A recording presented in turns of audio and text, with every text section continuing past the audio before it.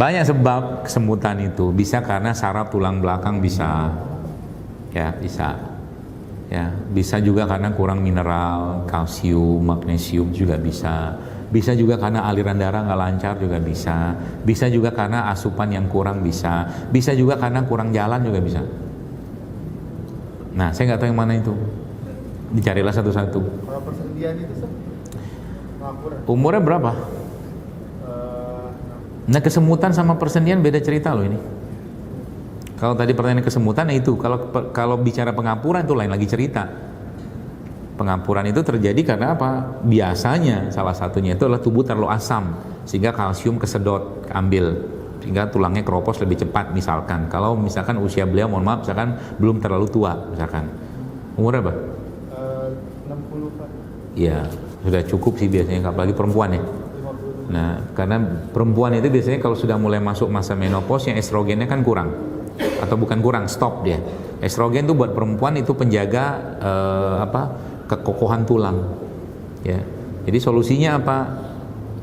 Ya kalau urusannya pengapuran, ya suplai estrogen lagi. Ya salah satu contohnya adalah misalkan minyak zaitun, itu bisa tuh, bengkuang, kacang hijau, itu estrogen tuh. Ya. Kemudian minum itu kaldu dari tulang, bone broth namanya, juga bisa. Tambahkan ke menunya beliau seperti itu. Kalau kesemutannya, usirlah semutnya. Ya tadi udah jelas yang tadi kan, pijetlah, diurut, kalau tulangnya bermasalah nanti dicari masalah sarafnya, gitu-gitu aja. Itu dia sempat dipijet tapi katanya makin jadi, berarti bukan karena kesemutan. Bukan itu, mungkin bisa jadi karena asupan juga bisa. Atau tadi mungkin sebab yang lain juga bisa, ada sesuatu yang dia pikirkan. Bisa juga. Coba ajak umroh, biasanya hilang itu. Bener kan? Sempat terucap juga ya, kalau lagi sakit gitu, kalau saya kunjungin gitu hilang sakitnya gitu. Kalau ke dokter. Nah, oh iya bener kan? Dia butuh cinta berarti. Butuh kasih sayang, butuh perhatian. Betul, seperti itu. Masuk nyambung kan seperti itu kan? Seperti itu aja. Jadi jangan langsung ujuk-ujuk dikasih vitamin B kompleks, nggak usah. Ya, karena bisa jadi yang dibutuhkan dikunjungi anak, ya, dipeluk sama anak. Itu jauh lebih kuat obatnya buat dia. Apalagi tinggal sendirian ibunya. Sama adanya. Nah, apalagi dia sudah merasa I feel alone, nah itu repot tuh. Atau dia pengen tinggal di rumah anak yang dia paling sayangi, bisa. Tapi dia tinggal di rumah anak yang dia nggak terlalu sayang. Misalkan di rumah antum, misalkan itu kan, nggak tahu, contoh aja. Karena itu fitrah, nggak bisa dibohongin. Orang tua tuh pasti ada kecenderungan dengan anaknya. Lah Nabi Yakub aja ada kecenderungan sampai Nabi Yusuf. Nabi loh, nggak mungkin nggak, gitu loh. Jadi kita yang anak-anak yang tidak terlalu orang tua tuh dekat, sadar diri lah. Sadar diri untuk orang tua dipindahkan. Gak apa-apa Bu, sini sehari aja Bu, saya pengen dapat berkahnya Ibu di sini. Nanti Ibu habis ini kesana nggak apa-apa gitu kan. Anda yang kesana misalkan gitu loh. Itu juga bisa kayak begitu. Ya, karena orang tua tuh, apalagi orang tua tuh kan sensitif sekali dengan hal seperti itu. Ya, ketika kurang kasih sayang, kurang perhatian, kurang peduli, sampai teman saya mencerita kemarin. Ada ibu atau orang tuanya itu yang dari lab itu udah harus cuci darah loh, dari lab. Saya bilang coba anak-anak kumpul ya, ngomong sama ibu hati ke hati, saya bilang tunjukkan bahwa Anda peduli, ibu nggak sendirian segala macam, itu turun. Turun, nggak jadi cuci darah. Tapi kayak begitu coba, Masya Allah, efek dari apa ya, hati itu gitu ya. Semoga Allah sehatkan ibunya, Masya Allah. Tuh katanya satu. Terkait kopi tadi ada masalah. Hah? Kopi masalah kopi. Nah kenapa emang? Kan saya kopi juga Ustaz. Kalau belum Ustaz di pagi dan siang Ustaz. Nah terus? Alhamdulillah sih belum sampai kayak nggak kopi nggak bisa nih, belum sih. Cuman kayak ada berasa kayaknya ada yang kurang aja gitu Ustaz. Nah gimana caranya biar kita tuh nggak terlalu berlebihan kecintaan terhadap suatu hal itu Ustaz? Iya, maksudnya gitu. Iya, karena kopi itu kafeinnya bikin candu, Ustaz. yang akal imannya dipakai nggak mau yang haram-haram, kan sama kayak narkoba. Kafein yang asap-asap itu juga kan candu itu sebenarnya, ya. Tapi yang jadi ada levelingnya itu. Leveling paling puncaknya kan yang opioid itu, ganja, morfin itu kan, itu nggak boleh. Sudah nggak boleh, itu kan di secara hukum kan nggak boleh. Turun lagi tuh, yang versi light, moderate-nya. Moderate itu yang kafein, nikotin, ya. Setelah itu turun lagi.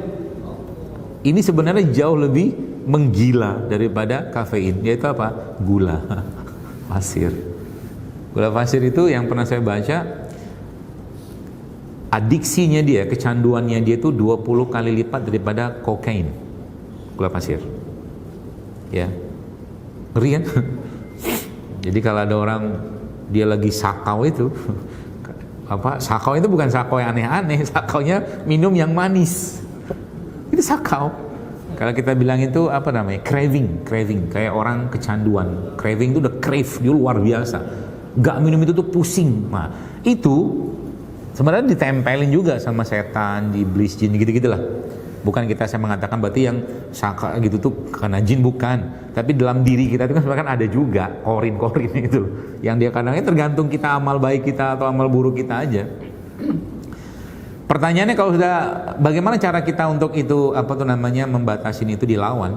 Nggak ada caranya kecuali dilawan. Ya. Jadi kita harus, ya, zikirnya kita, amal soleh kita, ibadah kita itu sebenarnya salah satu fungsi loh untuk kan, kalau sholat misalkan as-sholatu tanhanil fahsya'i, kalau Allah bilang gitu kan, sholat itu mencegah keji dan mungkar, ya. Tidak pada konteks ini tentunya. Yang maksud saya itu imannya kita itulah yang akan mengendalikan kita, hatinya kita itu, ya. Maka kalau bagaimana caranya, ya kita paksain diri kita untuk, ketika ada beberapa buku saya baca itu, ketika kita menginginkan sesuatu, contoh nih mungkin, ya, Bapak misalkan antum lagi pengen banget makan rujak habis ini misalkan, jangan diturutin, biarkan sampai keinginan itu hilang atau memudar, baru antum makan. Paham maksudnya? Itu cara kita mengendalikan dia. Karena kalau nggak, kita dikendalikan dia. Nah, itu poinnya, ya. Dan langsung di otak pikiran kita tuh selalu disematkan pikiran, kalau nggak ada nggak apa-apa, kalau nggak ada nggak apa-apa. Misalkan saya biasa minum kopi, kalau nggak ada gimana? Ya minum teh. Kalau nggak ada gimana? Minum air putih. Kalau nggak ada air putih gimana? Ya nggak apa-apa, saya puasa aja. Apa masalahnya? Nah gitu loh. Jadi kita yang mendidik dia, jangan dia mengontrol kita. Nabi kalau datang ke rumah istri beliau, kalau ada makanan, Nabi tanya, ada makanan nggak? Nggak ada ya Rasul. Kalau gitu aku puasa. Selesai. Nggak marah-marah, nggak mengamuk, gitu. Mie instan misalkan, lagi pengen banget makan mie instan, jangan makan. Bahkan kalau bisa komunikasi sama dia, sorry, nggak ada mie hari ini. Ngomongin aja, ya. Bisa diajak ngomong dia sebenarnya. Tubuh kita diajak ngobrol, hati kita nggak ada mie, gitu kan? Sampai keinginan itu hilang atau memudar, baru Anda makan. Itu kita kerjain dia, jangan kita yang dikerjain itu sama dia. Gitu. Kalau saya begitu. Termasuk ini sering saya sampaikan di beberapa kajian. Kita ini kan semua lidah kita nggak pernah nggak ada lidah kita ini mungkin di sini yang tidak pernah makan mie instan. Betul lah? Nggak ada. Jadi reseptor micinnya itu sering bekerja itu. Satelit parabola micinnya itu masya Allah. Kadang-kadang saya juga pengen, ya, tapi saya upgrading sedikit mie-nya, saya cari yang ya agak sedikit berkelas lah gitu loh, jangan isinya isinya itu lebih banyak bahan sintetiknya daripada itunya gitu kan. Saya cari itu. Wah, habis itu saya bikin sendiri. Ya. Saya bikin mie-nya, saya rebus, nanti bawang bombay-nya 1 sebiji. Terus daun bawang potong 2 atau habis itu pokcoy atau sawi gitu kan 3 atau 2 potong, cabenya 3. Kadang-kadang bawang putih saya tambahin. Jadi itu 1 piring atau mangkok itu isinya apa? Sayur. Yang saya makan pertama kali sayurnya, sehingga apa? Gak bisa banyak makan mie-nya. Daripada dikerjain sama dia terus-menerus gitu loh maksudnya. Gak apa-apa, pengen makan aja, jangan tersiksa juga. Waduh, saya harus makan nih. Kalau nggak makan, kalau udah pakai kata-kata kalau nggak makan, udah itu. Berarti kita lagi dikunci sama dia. Sorry ya bro, hari ini nggak ada. Hari ini nggak ada kopi. Bilang sama dia kayak begitu. Mau maksa-maksa, silakan. Mau teriak-teriak, silakan. Gitu ya. Zat. Kalau kaidahnya, jadi gini, sebenarnya bab tentang makanan ini, kalau bahasanya eating right, makan yang benar itu, problem makanan kita sekarang ini kan sebagian besar yang kita makan itu Pak menyebabkan gula darah kita naik. Dan kalau sudah gula darah naik itu pasti habis, terutama gula olahan ya, terigu, nasi, atau mungkin gula pasir, itu kan gula olahan semua itu. Nah itu kalau dia sudah naik, itu pasti ngantuk kita. Pasti ngantuk. Maka kaidahnya, kalau saya pribadi itu ada banyak kaidahnya. Kaidah umumnya adalah carbs come last. Karbonya terakhir. Kalau nggak mau naik gula darahnya, pertama kali dimakan apa? Sayur dulu. Makan sayur dulu. Setelah sayur masuk, baru makan protein.